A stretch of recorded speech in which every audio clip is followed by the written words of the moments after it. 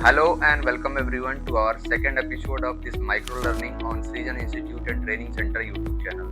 In this particular episode, we are going to discuss about CDS views.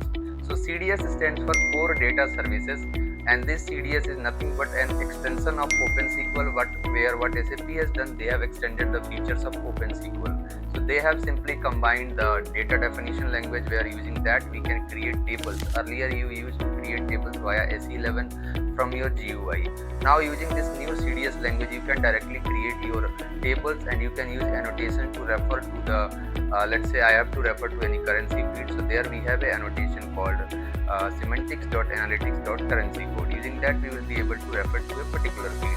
Also in CDS view, SAP has extended the data expression language, data control language, and data query language also. So we can write the SQL queries, we can write the expressions, and we can also perform complex operations like aggregations and all other things.